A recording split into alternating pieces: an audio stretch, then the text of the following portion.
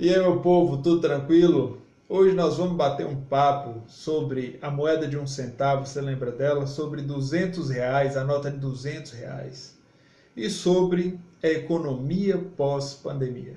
Antes de tudo, é preciso que as pessoas parem de ignorar a realidade. E parar de ignorar a realidade é uma coisa extremamente importante, especialmente nos tempos que o mundo está vivendo. O Brasil ele vinha de uma certa melhora.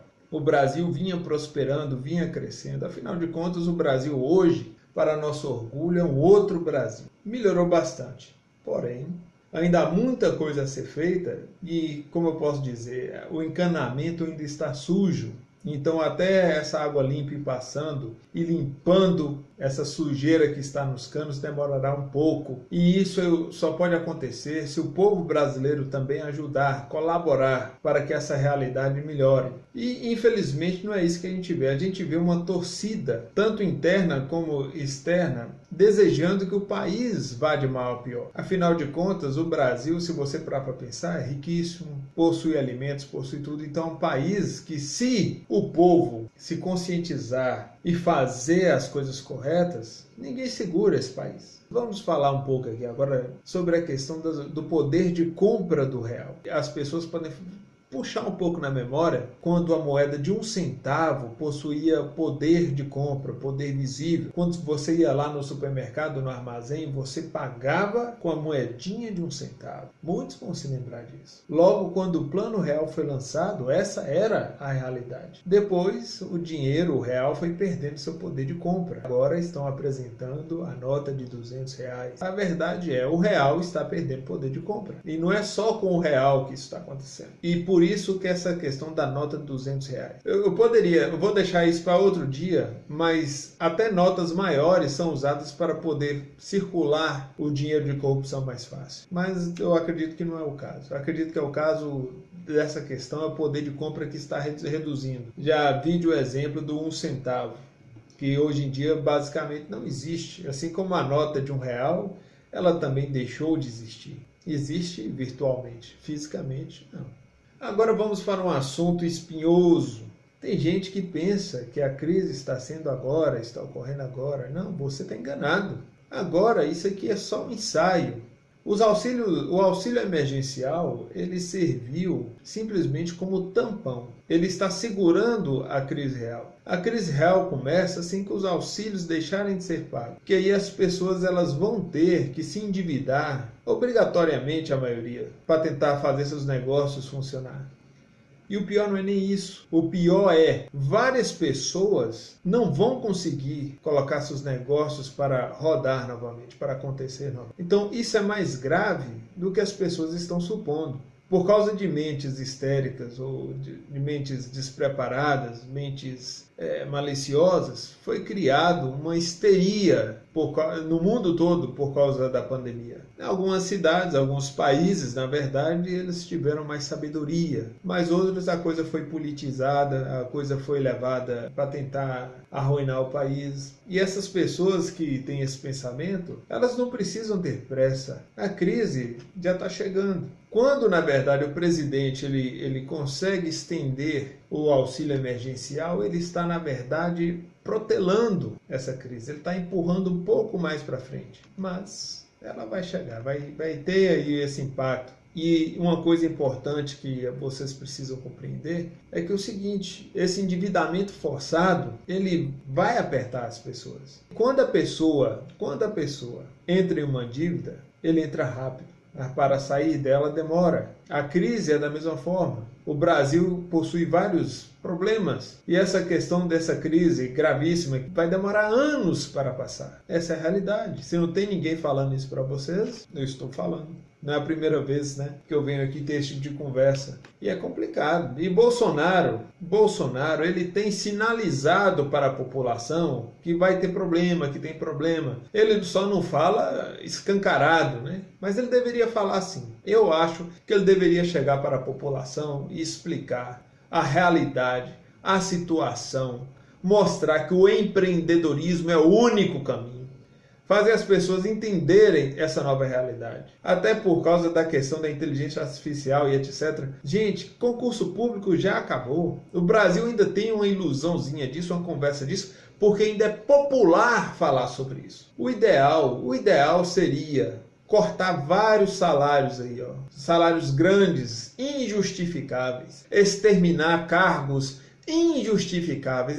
Exterminar órgãos injustificáveis, que não há razão nenhuma de existir. O cenário hoje econômico brasileiro, uma das coisas que mais pega, que é mais grave nisso tudo, é exatamente o tamanho da máquina estatal. Tamanho e ineficiência.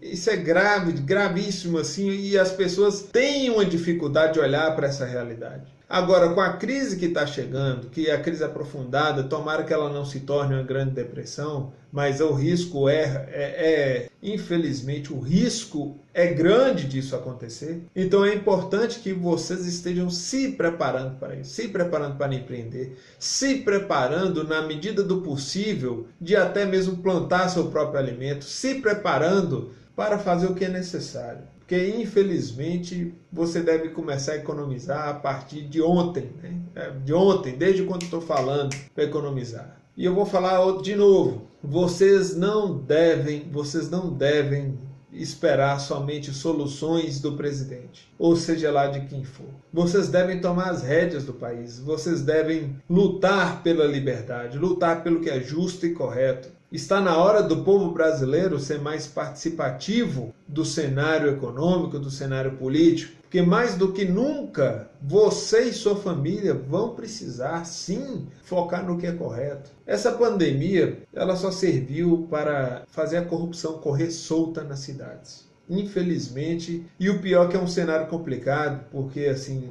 não se pode fazer muito agora porque atrapalha os prefeitos. Se a gente aperta os prefeitos agora, aí sim que pode morrer muita gente. Então, é complicado, é uma situação assim muito difícil. E eu vou explicar para vocês aqui de novo. Eu falei em um dos vídeos passados que o dinheiro que lubrifica as engrenagens da corrupção, esse dinheiro acabou. E esse dinheiro, ele não existia, na verdade, para as engrenagens da corrupção. Ele era usado para isso. Esse é um dinheiro desviado de outras pessoas, desviado de onde nunca deveria ter saído.